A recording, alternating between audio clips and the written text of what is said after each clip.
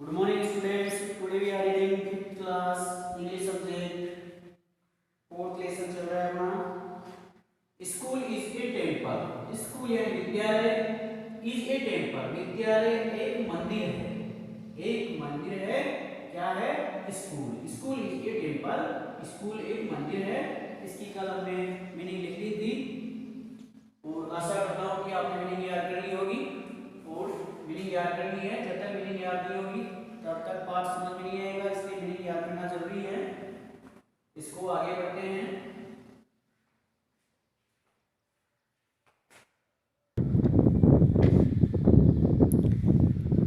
मंजीत कह रहा है when I did not throw these bits of papers. When I did not throw these bits of papers why should I clean them. Manjeet कह रहा है कि जब मैंने इन कागज़ के टुकड़ों को नहीं फेंका, why should I clean them, तो मैं इन्हें साफ क्यों करूं, तो मुझे इन्हें साफ क्यों करना चाहिए. Both start quarrelling.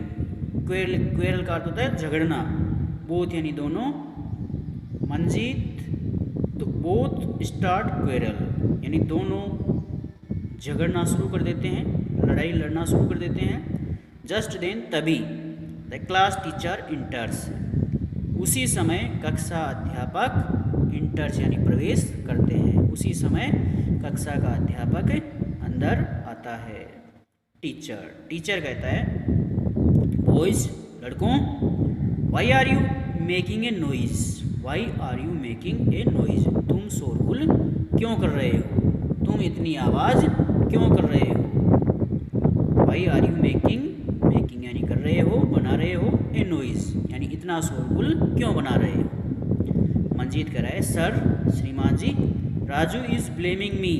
Raju is blaming का अर्थ होता है आरोप लगाना. मी यानी मेरे ऊपर. श्रीमान जी, सर, राजू मेरे ऊपर ब्लेम लगा रहा है, मेरे ऊपर आरोप लगा रहा है. ही सेज वह कहता है that I have thrown this piece of paper here. वह कहता है कि मैंने इन कागज़ के टुकड़ों को यहाँ फेंक दिया है. वह कहता है कि मैंने इन कागज़ के टुकड़ों को यहाँ फेंक दिया है. He is telling me to clean the floor also. और वह मुझे फर्श को साफ करने के लिए भी कह रहा है. ही इज़ टेलिंग यानी कह रहा है, मी यानी मुझे, टू क्लीन यानी साफ करने के लिए, द फ्लोर आल्सो यानी वह मुझे इस फर्श को साफ करने के लिए भी कह रहा है. It is not my job. यह मेरा काम नहीं है. टीचर कह रहा है बॉयज लड़कों, at first be quiet. At first be quiet. पहले तो तुम शांत हो जाओ यानी चुप हो जाओ. And listen to me patiently. और मेरी बात को ध्यानपूर्वक सुनो. मेरी बात ध्यान से सुनो. टेल मी मुझे बताओ. If your body becomes dirty. If your body यदि आपका शरीर बिकम्स डर्टी गंदा हो जाता है, हु क्लीन्स इट तो तुम इसे साफ कर देते हो. If your body becomes dirty यदि आपका शरीर, यदि तुम्हारा शरीर गंदा होता है, हु क्लीन्स इट तो इसे साफ कौन करता है. यदि आपका शरीर गंदा हो जाता है तो हु यानी कौन करता है, क्लीन इट तो इसे साफ कौन करता है. अली कह रहा है वी डू इट और सेल्व्स सर. श्रीमान जी, हम अपने शरीर को स्वयं ही अपने आप ही साफ करते हैं. टीचर अध्यापक कह रहा है if your room is dirty. यदि तुम्हारा कमरा गंदा हो जाए, is it only your mother's duty to clean it. तो क्या is it only your mother's duty, तो क्या इसे साफ करने की केवल तुम्हारी माँ का कर्तव्य ही है. Not you clean your room. तुम अपने कमरे को अपने आप साफ नहीं करते हो. Do not your clean your room. तुम अपने कमरे को साफ नहीं करते हो. Raju yes sir. हाँ श्रीमान जी, I clean my room myself. मैं अपने कमरे को स्वयं साफ करता हूँ यानी मैं अपने कमरे की सफाई खुद ही करता हूँ. टीचर। गुड राजू, अच्छा राजू, बहुत अच्छा राजू। नेहा कह रही है sir I also sweep my room.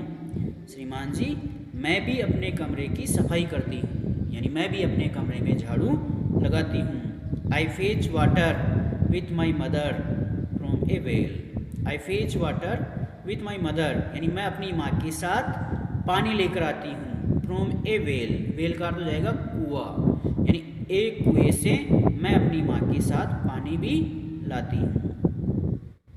I help her in the kitchen also, और रसोई घर में मैं उनकी सहायता भी करती हूँ। रसोई घर में मैं अपनी माँ की सहायता भी करती हूँ। बिट्टू कह रहा है sir I also help my mother eat over show.